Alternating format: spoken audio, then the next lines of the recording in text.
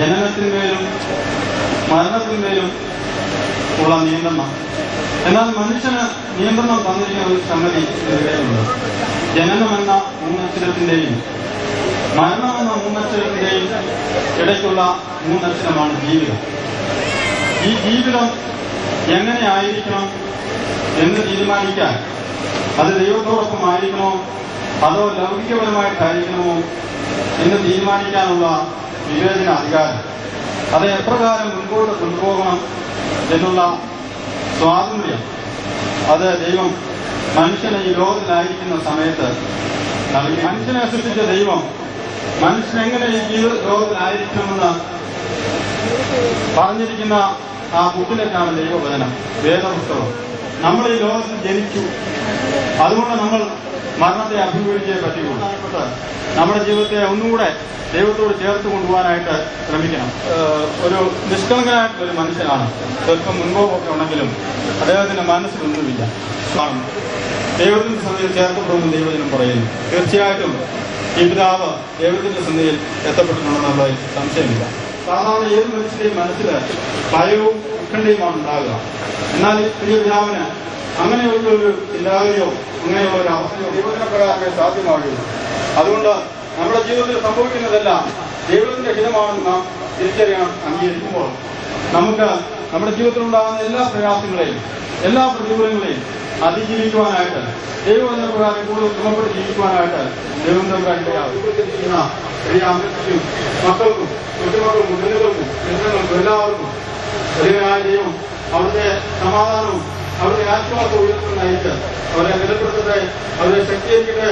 കൂടുതൽ പ്രാപ്തിയോടെ പിതാവിന്റെ ആ നല്ല മാതൃകൾ പിൻപറ്റി കൂടുതൽ കരുത്തോടെ ജീവിക്കാൻ എല്ലാവരെയും ഇടയാക്കട്ടെ, അനുഗ്രഹിക്കട്ടെ എന്ന് പ്രാർത്ഥിച്ചുകൊണ്ട് ഞാൻ എന്റെ വാക്കുകൾ നിർത്തുന്നു. ദൈവം എല്ലാവരെയും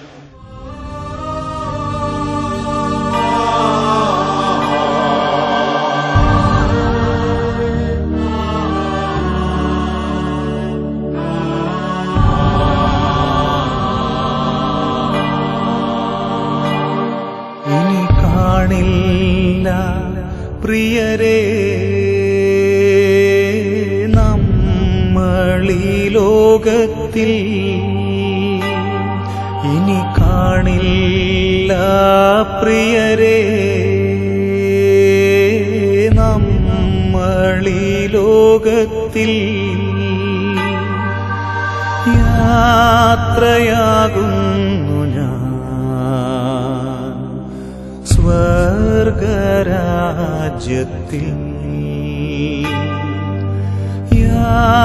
യാത്രയാകുന്നു ഞാൻ സ്വർഗരാജ്യത്തിൽ. ചേരാൻ പ്രിയരേ കാണാം അവിടെ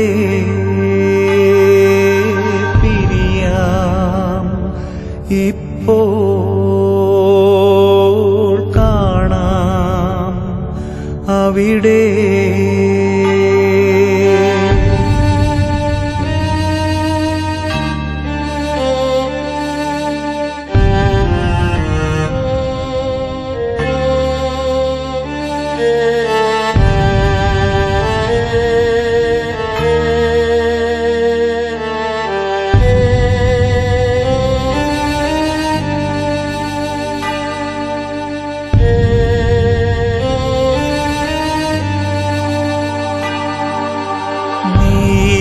നീതിമാന്മാർ ആനന്ദിക്കും നാട്ടിൽ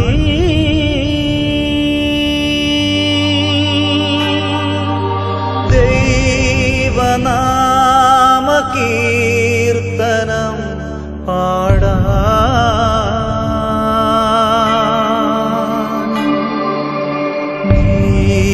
നീതിമാന്മാർ ആനന്ദിക്കും നാട്ടിൽ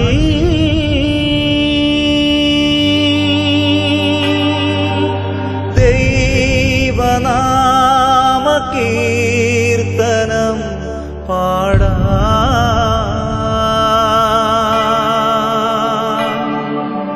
പോകുന്നു എൻ സ്വന്ത ബന്ധു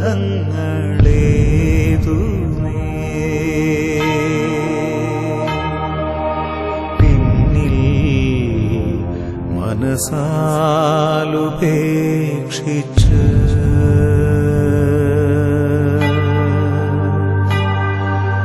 പോകുന്നു എൻ സ്വന്ത ബന്ധങ്ങളേതുമേ.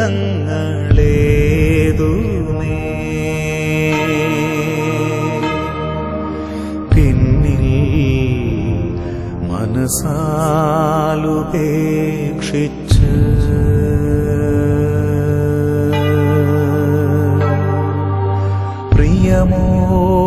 പ്രിയമോടെന്നെ ഓർക്കൂ പ്രിയരേ. പ്രിയമോടെന്നെ ഓർക്കൂ പ്രിയരേ.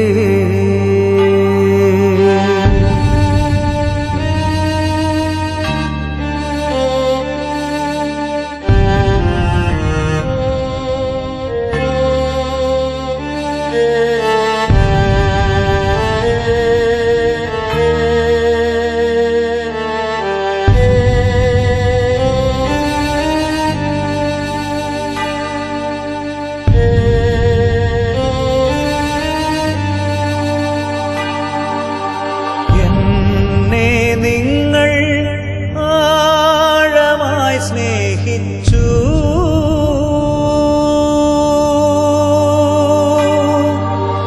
എൻ കുറവുകളേതുമേ സഹിച്ചു.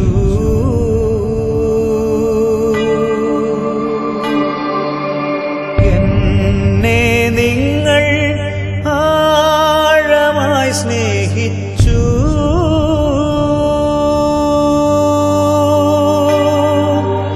എൻ കുറവുകളേതുമേ സഹിച്ചു.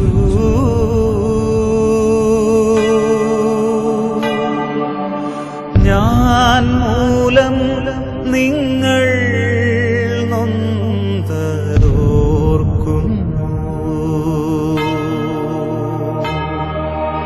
പ്രിയരേ. ഇനി മാപ്പു നൽകണേ.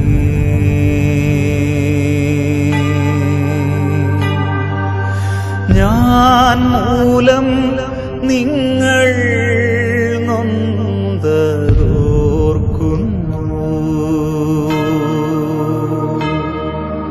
പ്രിയരേ.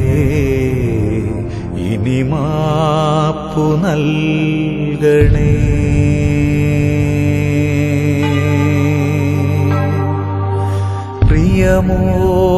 പ്രിയമോടെന്നെ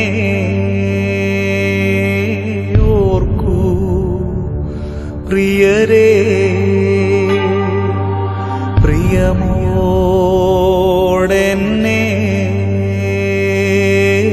ഓർക്കൂ പ്രിയരേ.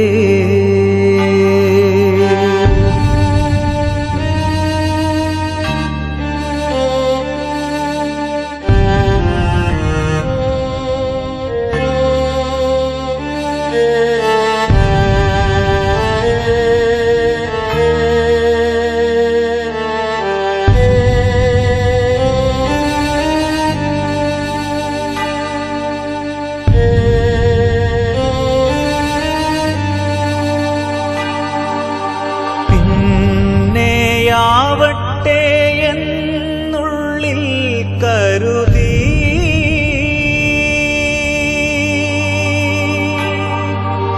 പുറമേ കാട്ടാതെ സ്നേഹം മൂടിവെച്ചു.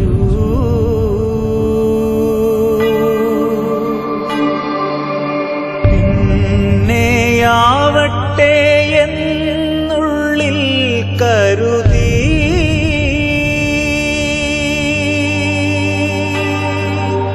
പുറമേ കാട്ടാതെ സ്നേഹം മൂടിവെച്ചു.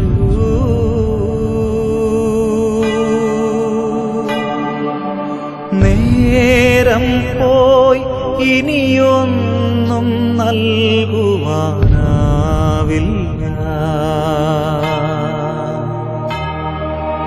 പകരം എരിവോടെ പ്രാർത്ഥിക്കാം.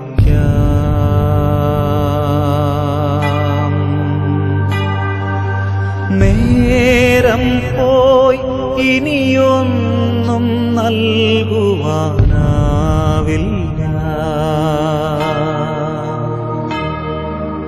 പകരം എരിവോടെ പ്രാർത്ഥിക്കാം.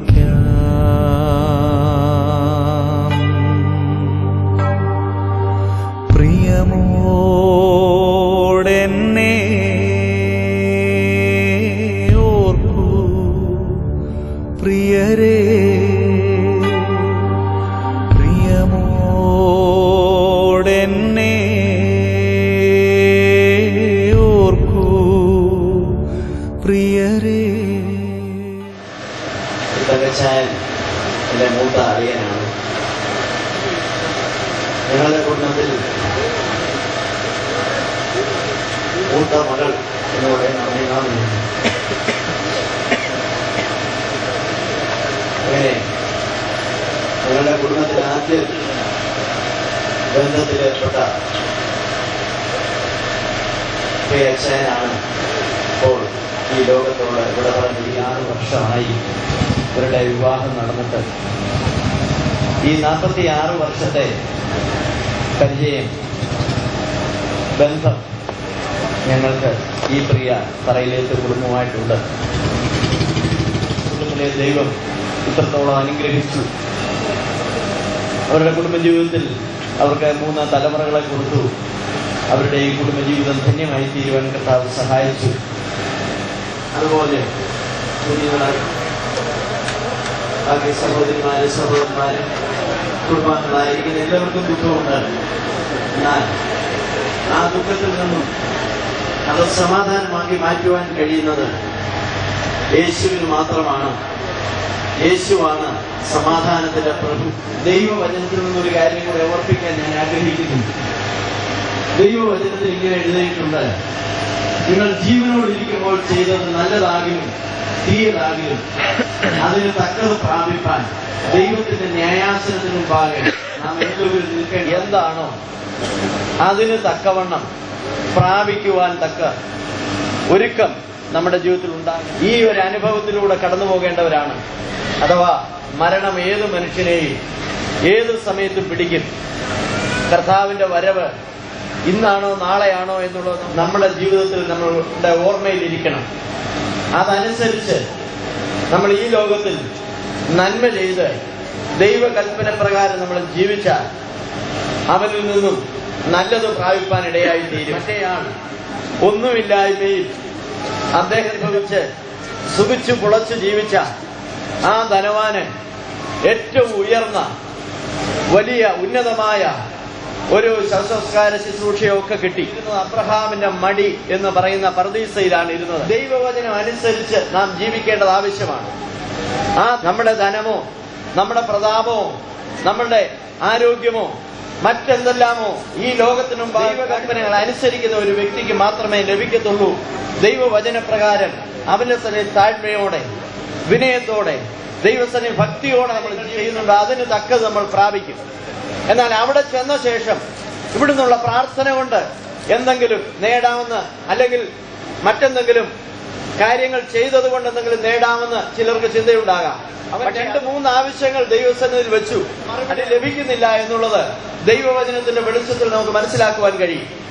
അപ്പോൾ ആ വിധത്തിൽ നമ്മൾ എങ്ങനെ ജീവിക്കുമെന്നോ അതനുസരിച്ച് മാത്രമേ നമുക്ക് വരുവാനുള്ളതിൽ കിട്ടത്തുള്ളൂ ആയിരിക്കും എന്നുള്ള ഒരു പ്രത്യാശയാണ് നമ്മുടെ ഉള്ളത്തിലുള്ളത്. ആവശ്യമാകുന്ന എല്ലാ അനുഗ്രഹങ്ങളും പകർന്ന് ഇവരെ ദിവ്യ സമാധാനത്താൽ നിറയ്ക്കുമാറാകട്ടെ.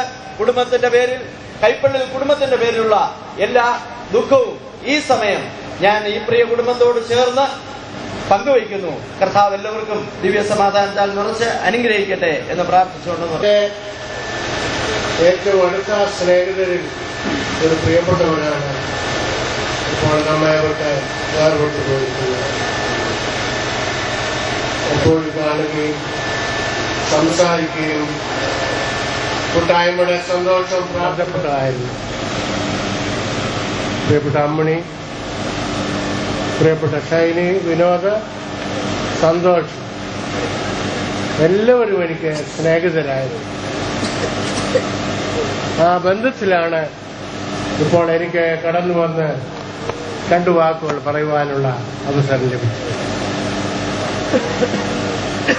ഇത്തരണത്തിൽ നമുക്ക് ഓർക്കുവാനുള്ളത് മരണമെന്ന യാഥാർത്ഥ്യം എപ്പോഴാണ് നമ്മൾ അഭിമുഖീകരിക്കേണ്ടി വരുന്നത് എന്നുള്ളതാണ്. നിശ്ചയമാണെന്നാൽ സമയം നിശ്ചയവും. പ്രിയപ്പെട്ടവരിങ്ങനെ നമ്മളിന്ന് വേർപെട്ടു പോകുമെന്ന് നമ്മൾ ആരും വിചാരിച്ചിരുന്നില്ല. എന്നാൽ നനയ്ക്കാത്ത സമയത്ത് ഇത് സംഭവിച്ചു. അതുകൊണ്ട് നമ്മുടെ ജീവിതത്തിലും ഒരു മരണമുണ്ട് എന്ന് നമ്മൾ ഓർക്കുന്നത് നല്ലതായിരിക്കും. എന്നാൽ സുവിശേഷത്തിൽ പറയുന്നത് അതിനുള്ള പ്രിയപ്പെട്ടവരുടെ വേർപാടുണ്ടാകുമ്പോൾ 14-ാം അധ്യായം 1-ാമത്തെ വാക്യത്തിൽ പറയുന്നത് നിങ്ങളുടെ ഹൃദയം കലങ്ങിപ്പോകരുത്, ദൈവത്തിൽ വിശ്വസിപ്പീൻ, എന്നിലും വിശ്വസിപ്പീൻ. ഹൃദയം കലങ്ങിപ്പോകാവുന്ന സാഹചര്യങ്ങൾ ഉള്ള ഒരു ലോകത്തിലാണ് നമ്മൾ ജീവിക്കുന്നത്. നമുക്ക് വചനത്തിൽ കൂടെ ആഹ്വാനം തന്നിരിക്കുന്നു. നമ്മുടെ ആയുസ്സിനെയും സാഹചര്യങ്ങളെയും അതിജീവിച്ച് മരണമെന്ന യാഥാർത്ഥ്യത്തിൽ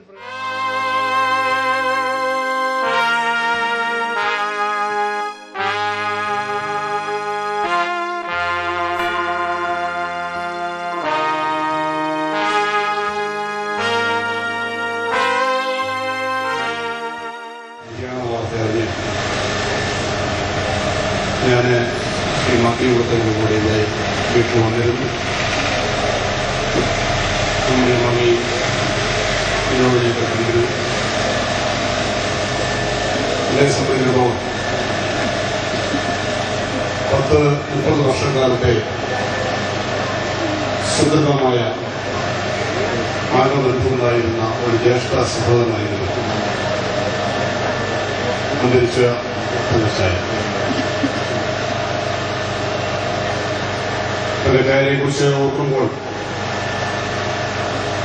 ഒരുപാട് ഓർമ്മകളും സ്മരണകളും മനസ്സിൽ നിറഞ്ഞ് വരികയാണ്.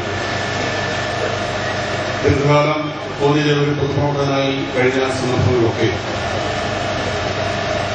ഒരു ജ്യേഷ്ഠ സഹോദരനെ പോലെ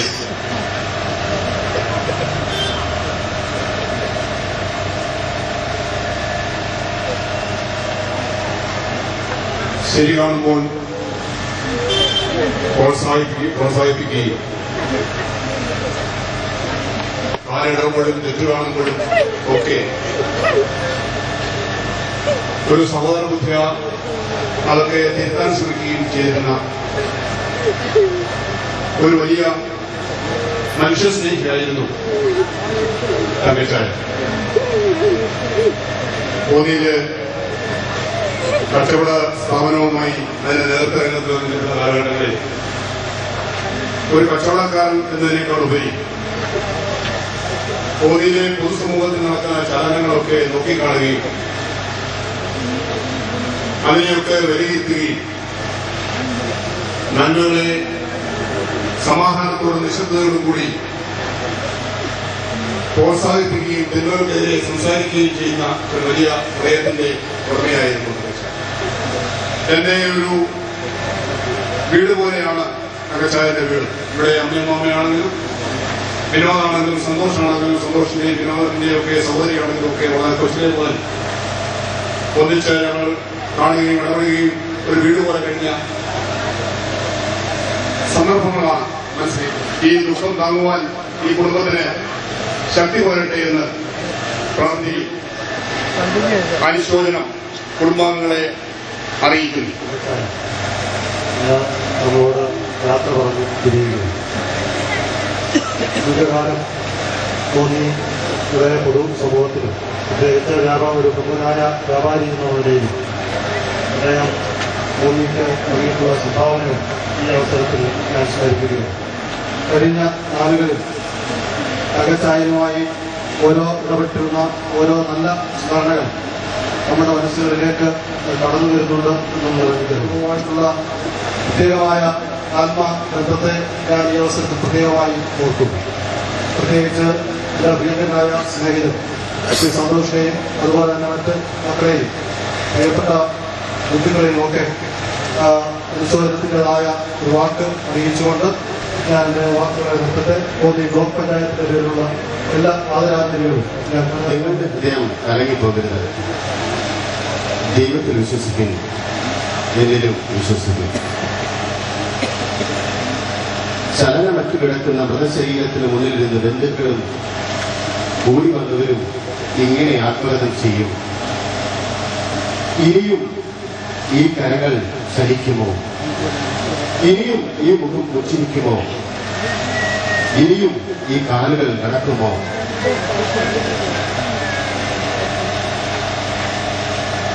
മനുഷ്യ മനസ്സിന് അതിനൊരർത്ഥം കണ്ടെത്താൻ സാധിക്കാതെ വരുമ്പോൾ ജീവിക്കുന്ന ക്രിസ്ത്യാനിക്ക് പറയുവാനായിട്ട് സാധിക്കും.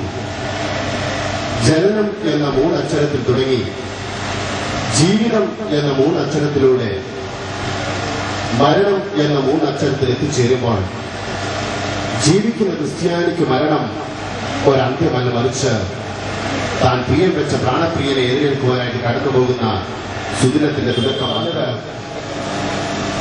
ഈ ലോകമാകുന്ന പൂന്തോട്ടത്തിൽ തോട്ടക്കാരൻ അനേകം പുഷ്പങ്ങൾ നട്ടുവെച്ചു. ആ തോട്ടക്കാരൻ ഈ പൂന്തോട്ടത്തിൽ കൂടി നടന്നു വരുമ്പോൾ തനിക്ക് ഏറ്റവും പ്രിയപ്പെട്ട പുഷ്പങ്ങൾ ഓരോ ദിവസവും പറിച്ചെടുക്കും തന്റെ സ്വീകരണ മുറി അലങ്കരിക്കുവാനായിട്ട്. നാളെ ഞാനും ആ വലിയ തോട്ടക്കാരന്റെ സ്വീകരണ മുറിയിലെ അലങ്കാര പുഷ്പങ്ങളിൽ ഒന്നായി മാറ്റപ്പെടും. ഇന്ന് ചലനമെത്തി കിടക്കുന്ന ഈ പ്രിയപ്പെട്ടവന്റെ കൂടെ നാളെ ഞാനും ആ നിത്യമായ ഭവനത്തിൽ എത്തിച്ചേരും. നിത്യമായതിലേക്ക് തിരികെ പോകേണ്ടതായിട്ടുണ്ട്. ആ നിത്യമായി പോകേണ്ടതിന് വേണ്ടി ഒരുക്കപ്പെടുന്ന അനുഭവമാകുന്നു മരണം എന്ന്. ഞാൻ നിങ്ങൾക്ക് സ്ഥലം ഒരുക്കുവാൻ പോകുന്നു. ഞാൻ ഇരിക്കുന്നിടത്ത് നിങ്ങളും ഇരിക്കേണ്ടതിന് പിന്നെയും വന്ന് നിങ്ങളെ എന്റെ അടുക്കൽ ചേർത്തുകൊള്ളും. അതുകൊണ്ട് നിങ്ങളുടെ ഹൃദയം കലങ്ങിപ്പോകരുത്. ഈ ലോകം നമുക്ക് ശാശ്വതം അല്ല. ഇവിടെ നമ്മൾ വെറും വഴിപോക്ക് മാത്രം. എന്നാൽ നിത്യമായ ഒന്നുണ്ട്. നാം എല്ലാവരും ചേർക്കപ്പെടേണ്ട കുടുംബാംഗങ്ങൾക്ക് ആശയുള്ളതായി തീരട്ടെ എന്ന് പ്രാർത്ഥിക്കുകയും ആശംസിക്കുകയും ചെയ്യുന്നതോടൊപ്പം തവളപ്പാറ മാത്രമുള്ള ചില്ലോത്സവങ്ങളെ ഓരോ കുഞ്ഞുങ്ങളുടെയും പേരുള്ള അനുശോചനം പ്രിയപ്പെട്ട കുടുംബാംഗങ്ങളെ അറിയിക്കുന്നു. ഞങ്ങളെ സ്നേഹിക്കുന്ന ഞങ്ങളുടെ സ്വർഗീയ പിതാവേ, ഞങ്ങൾ വേറെ കഴിയുമ്പോൾ നിങ്ങൾ സ്തുതിക്കുന്നു, സ്തോത്രം ചെയ്യുന്നു. പിതാവെ, കുടുംബത്തിന് വേണ്ടി ഞങ്ങൾ പ്രത്യേകിച്ച് പ്രാർത്ഥിക്കുന്നു. ഇന്നത്തെ ഏർപ്പാടുകൾ എത്തിച്ചിരിക്കുമ്പോൾ ഇതിന്റെ ശാശ്വതമായ ആശ്വാസം